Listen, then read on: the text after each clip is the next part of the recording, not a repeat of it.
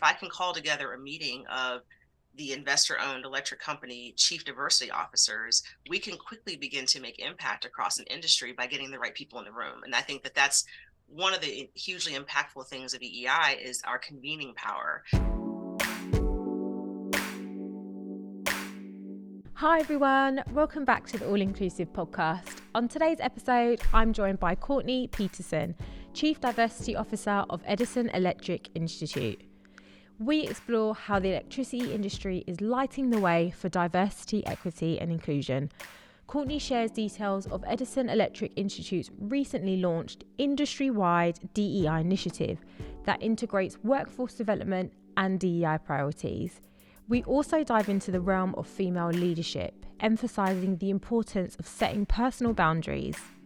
Courtney also shares her personal experiences as a Black woman in senior leadership, shedding light on the unique challenges she's encountered due to the intersectionality of race and gender.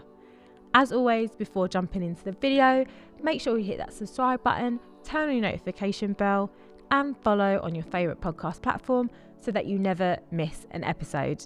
That being said, let's jump in. Hi, Courtney. Hi, Natasha. How are you? I'm good, thank you. How are you today? I am doing great. Thank you so much for having me. I'm really excited to talk with you. Me too. So let's start by telling our listeners a little bit about yourself and your role as the Chief Diversity Officer of Edison Electric Institute. Absolutely. So I guess the first thing I want to explain is what the Edison Electric Institute is, because I'm sure people have questions about what we even are. So EEI is the trade association that represents all of America's investor-owned electric companies. And so our members provide electricity for nearly 250 million Americans. We operate in all 50 states, as well as the District of Columbia. And as a whole, the electric power industry supports more than 7 million jobs in communities across the United States. In addition to our US members, EEI has more than 70 international electric companies as international members and hundreds of industry suppliers and related organizations as associate members. So it's a really amazing organization. My role is Vice President of Human Resources and Chief Diversity Officer for EEI. So it's an exciting role. I get to serve the employees of EEI internally, and I also get to engage across the industry with all of our member companies across the United States and across the world. Lovely, fantastic. So you mentioned with the fact that you partner with a number of the members as well as helping your employees as in DEI. So how's that been? How has the collaboration with the other members been? What have you seen that works well?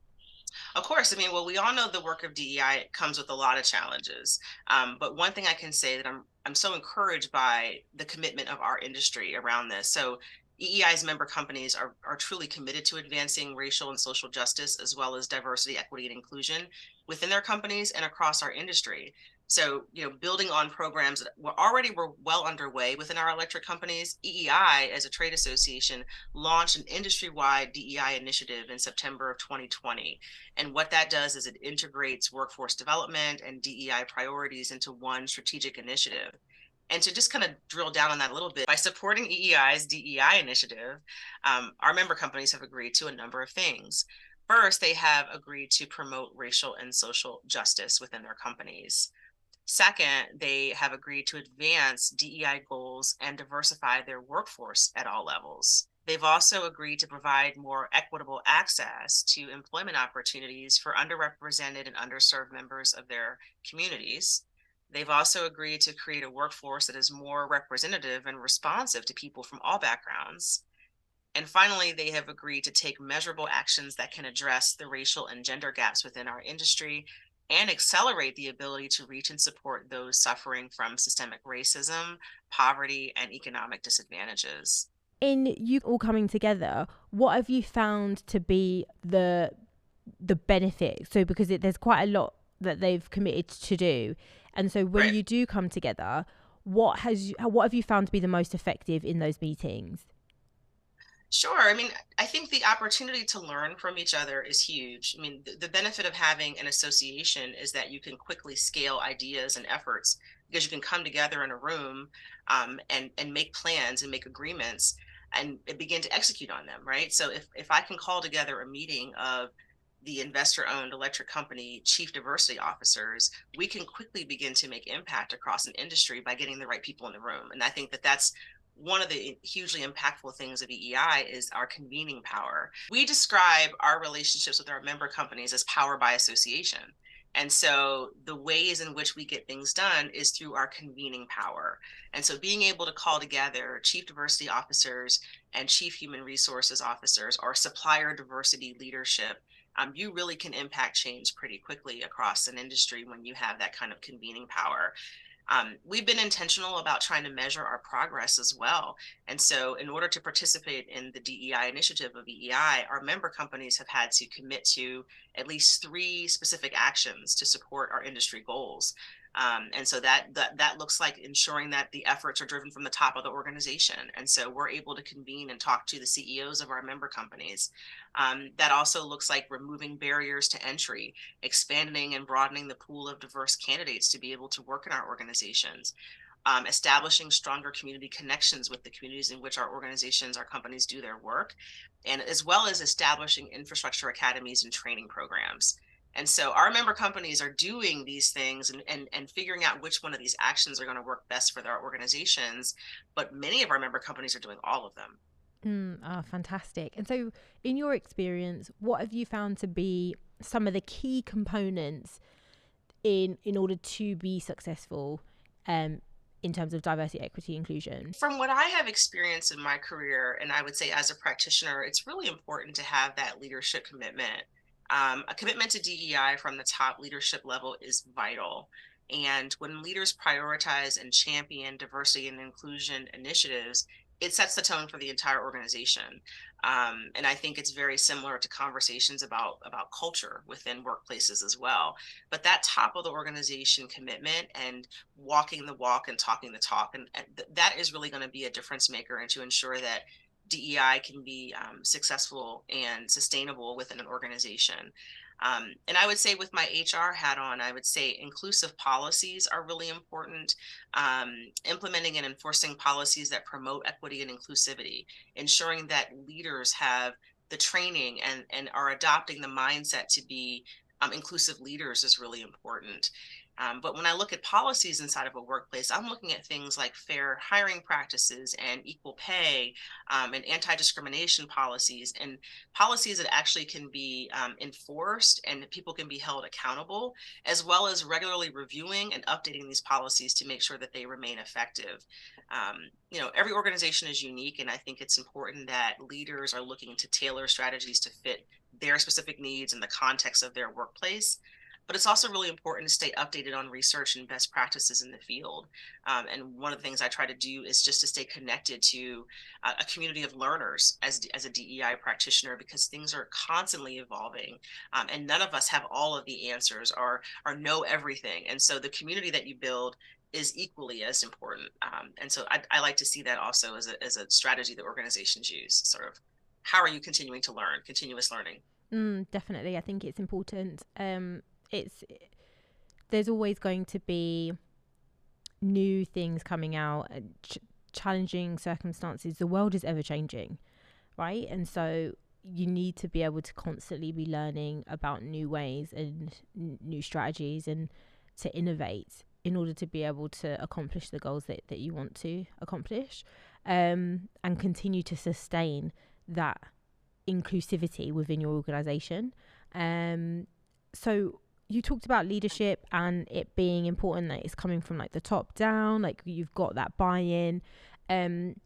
What would you say is the most impactful when it comes to leadership and the role that leadership can play in when you're looking at DEI and inclusivity?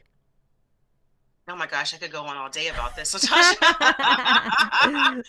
I mean, if you were to ask me the topic or topics I'm most passionate about, leadership would be at the very top, because I think leadership is a difference maker in organizations. And so, I think that there are a couple of things or a number of things I think are really important in terms of leadership. and its effectiveness in being able to promote DEI in a style that, that I try to embody also. And I think that looks like being an inclusive leader, right? And I think that starts with a level of self-awareness. And inclusive leaders are aware of their own biases and privileges. Um, I teach part-time at Georgetown University here in DC, and I teach the Foundations of Human Resources Management course. And this is to graduate students. These are working professionals who either work in HR, are looking to sort of level up in their career. And I always say to them, raise your hand if you have a human brain, and everyone raises their hand. So to have a human brain is to have bias, right? And Yeah. so this is about being aware of your own bias and your own privileges.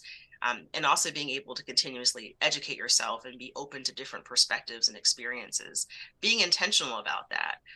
So that self-awareness piece is really important. I think the active listening piece is really important as well. Inclusive leaders really do genuinely listen to their employees. They seek to understand different viewpoints, and they encourage open and honest communication. And they give their full attention to what other people are saying without interrupting. They ask clarifying questions. So active listening, I think, is like super, super important when it comes to being effective. And there are a lot of other things that fall into it as well. Like, I think empathy is important. I think, being culturally competent is important. Being a curious learner about things that are different than you. We all have a unique perspective in terms of how we were raised and shaped, but other people have very different experiences. And so there's a piece of curiosity that also has to be a part of that, and genuine curiosity. The last thing I would say is, as leaders, I think it's really important that we are able to address conflict and learn how to resolve conflict. I encounter a lot of leaders who are very conflict averse. They say, I don't like conflict. I don't want to deal with conflict. I'm like, to be alive is to potentially have a conflict, and especially to be in a leadership position where you have to make hard decisions. So I think inclusive leaders are ones that address conflicts promptly, and they endeavor to create spaces for employees to express concern and to resolve conflicts through open dialogue and respectful communication. Yeah, that's the next question that I was going to say, is that I totally agree. And so for you, and you mentioned it, this everything that you have said is a leadership style in which you try to implement for yourself. So when you are confronted with a situation where there may well be some conflict in the decision that you're making, how do you overcome that? How do you deal with that? Mm. Well, I think that you have to sort of reverse engineer that question, because I think building trust is paramount and foundational, in the workplace, but in any human relationship. And so I try to enter into new spaces, building relationships with people on an interpersonal basis, on a one-on-one basis, and inevitably things are going to get hard, because that's just life. Like, it gets hard. And so if you built a relationship, then you actually have some relational currency, to tap into when things get hard. But I think treating people with respect and honoring their humanity and listening to their perspective has served me well as a leader. And I certainly have gotten into conflicts with individuals. I seek to resolve them as quickly as possible. No one is perfect. But I think building that relational trust early, and not just waiting until you have a disagreement with someone to figure out, like, how are we going to figure out our relationship? Like, we should have a relationship. And this is what I tell my teams, is sort of, build those relationships with your colleagues, with leaders, with me, so that when things get challenging or difficult, you have that to lean on, that understanding and that trust and that mutual respect. Is you know is a great place to start. Yeah, no, definitely, and I think that's Mhm. great. But I'd love to get your perspective as a black woman in senior leadership. You likely have encountered your own challenges, unique challenges. Can you tell us a little bit more on that, and how you've dealt with it and handled it? Oh, what a great question, Natasha. Yeah, I think that I can't speak for all Black women in leadership. I certainly will speak from the I perspective. I do think that there are unique challenges due to the intersectionality of race and gender. And there is this phenomenon that is spoken of, called the glass cliff phenomenon, that many women of color face, in their professional journey. And this applies to a trend where women, particularly women from underrepresented groups, are more likely to be appointed to leadership positions during times of crisis, or when a company is facing challenges. And that metaphorical cliff represents sort of this precarious nature of the leadership position. So like in corporate America, Black women may find themselves on that cliff, facing challenges of leading organizations during difficult times. And I have experienced that. Like I have sometimes felt like I'm asked to do the impossible. Yeah, you're like, you're With, set up to you know, fail. Like, you're just, right. yeah. Like, let me dust off my cape, but there is no cape, right? And so, I think what I try to lean on in those moments is continuous improvement of my own leadership skills. So like, and what that means is like being able to have the level of strategic thinking, decision making, crisis management, like those foundational skills in leadership can really enhance a person's confidence and effectiveness in challenging situations. And so trying to remember to remain calm and to be clear thinking, and sometimes that means you have to step away from a situation to be able to catch a breath and take a beat before you re-enter into the conversation. So I think developing leadership skills has been helpful for me. I think another thing that has been helpful for me is building a strong professional network and having mentors who have been able to provide guidance and advice to me throughout my career. I have been extraordinarily blessed by having incredible mentors. And what I often tell people when I'm asked, how did you get to, where you are as a leader? I say kicking and screaming, because I actually did not set out to be, this leader, this executive. But I had mentors who saw things in me where they said, no, like you need to lead that, you need to run that, and really help me pull up, because of their belief and their confidence in me, because I was somewhat of a reluctant, leader. And then once I got into the seat and realized that you can really impact change and impact people's lives in a positive way, that you can use your power to help people, then it became something that I very much embraced. I keep a quote in my bathroom I look at every day, and it's a Toni Morrison quote, and it says, "The function of freedom is to free someone else," right? And so she talks about, if you're free, you need to free someone else. If you have power, you need to empower someone else. And that's the way I try to look at it when I feel particularly challenged as a Black woman in leadership. I lean on my network, I lean on my mentors, I call my trusted people, and they are always able to offer me perspective and insight that helps me sort of reframe when I'm feeling stuck. And then the last thing I would say is making sure that I take care of me, and making sure that I'm not doing things that violate my own boundary, and whatever that situation may be. Like, I know what my boundaries are, I know what my limits are, and if it's too much, I will walk away from a situation that I feel is pushing me too much in that way. But maintaining personal health and well-being is really important. Taking care of your own well-being is going to enhance your resilience and your decision-making skills. And so you have to put yourself at the top of your list, because if you don't, who will? I love that, actually, because setting boundaries is something that I'm not very good at either. Not at all. And when I noticed that the times in which I haven't been very good at doing so, um, it's been to my detriment, and I've ended up either saying something, blowing up at somebody, when actually, had I just said no or not taken on that task, I probably wouldn't have ended up feeling like this, and then just had no bandwidth in order to kind of soften my tone. Yeah. Do you know? So I feel like, yeah, I think it's so important to set boundaries, but it can be difficult. So Mhm. for you, I mean, what advice would you give for female leaders out there that are just starting out on their journey? What would you say is an actionable task that they can kind of take from today to do in Mhm. order to help excel them forward? Sure. I think there are three things that come to mind. And I mentioned one of these, which is continuous learning. I think is really important. I find myself now at the middle of my career, in the middle of my life, and it comes up on you really fast.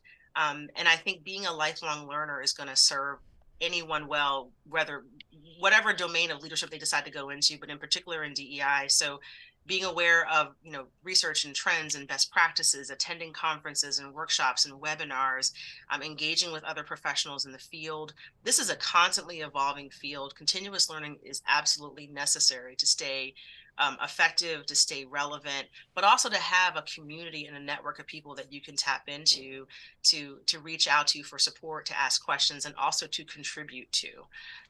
And so, because we always want to be giving, we don't want to just be taking. So I think that that continuous learning piece is really important. I think that aspiring practitioners should really work on developing their strategic and data-driven sort of approaches to DEI initiatives. And so identifying areas where your organization can really make the most significant impact, and setting clear and measurable goals, tracking your progress over time, using data to assess the effectiveness of your efforts, and being willing to adjust. We have to be able to be flexible and to be able to shift. And that's also equally important to me. And I would say the last thing is, and this is kind of a tie-in to leadership, is to lead by example. I think it's important to embody and hold yourself accountable for what you would expect of others. Um, I work with a lot of America's most well-respected CEOs in my work at EEI. I mean, some incredibly talented, gifted leaders. And one of them always says, he says, as a leader, you cast a really long shadow. You have to remember people are watching what you're doing. And so I think it's important that you lead by example always. And, people are paying attention to what you're doing and what you're saying and your body language, and just be aware of the impact of the shadow that you cast as a leader. And I think that goes so well with understanding the importance, and kind of looping back to why it's so important to have that senior leadership buy-in, is because that people are looking up to see, okay, well, what are you doing, or the head of the house kind of thing. Yes. So what are they doing? And if you're displaying leadership qualities as empathy, you're being open and transparent, you're being like, if you're showing all of those, then people are going to more likely want to emulate that as well, right? I agree 100%. That certainly has been my experience when I look back on being a young, less experienced professional to where I am today, where I'm leading large teams and in the C-suite. I was looking up to what was being modeled, and I didn't see a lot of people who looked like me in the C-suite. Um, but I learned from a variety of different leadership styles. I learned the kind of things that I wanted to be more like, and I learned the things I didn't want to be like. And I would say to myself, one day if I ever get in that position, like, this is how I'm going to do that job. And that moment has come, right? And so, it really is a privilege to be able to mentor and coach, the next generation of leaders. It's a privilege to be able to teach them at Georgetown. I take their responsibility really seriously. My parents always said to me, to whom much is given, much is required. And so I try to show up for that assignment every day, and just grateful for the opportunity to talk to you a little bit about my work. So thank you, Natasha. No, thank you. I'm the work that you're doing is amazing. And I think you as a person, as everything, love. And yeah, I think and for you sitting in the position that you're sitting in, and in addition to that, you're not just doing it for Edison Electric. You're not just doing it for the employees that work there, but you're also working and collaborating with others in order to kind of cast that wide net and spread. It's like kind of like a ripple effect, right? So Yes. the more people you can touch, and get them to understand, and then to support and help, the quicker we will be able to create the change that we're all looking for. And ultimately, we're here to make sure that, and what we're trying to do is ensure that everyone is able to thrive. It's a simple thought, and it should be simple, but it does require us to sort of work together to achieve that goal. And you actually brought to mind some of the other work that I do with the Society for Human Resources Management, which is the largest membership association for HR professionals around the world, with over 300,000 members. I serve on the board of the Foundation for SHRM, and we talk about, around that board table, creating a world of work that works for all. I mean, that is like such a profound equity statement. And that inspires me to get up, to think that I can be a part of that and lock arms with others so that we can get that done together. I mean, those are the rooms I want to be in.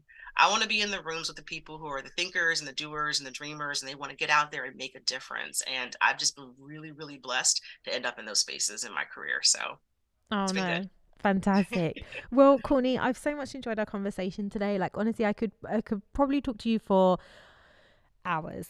But I know I don't want to take up too much more of your time. It is precious. You are doing great work. So for anyone who is out here listening and they want to connect with you, how can they do that?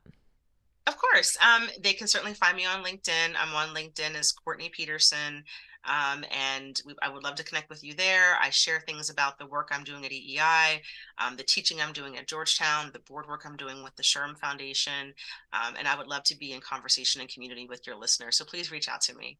I will be putting down below a link to your profile on LinkedIn. So anyone who is listening, they're able to easily access that and connect with you. Once again, Courtney, thank you so much for joining me today. I've thoroughly enjoyed our conversation and I wish you all the best in the future. Keep doing what you're doing because it's amazing. Thank you, Natasha. Take care.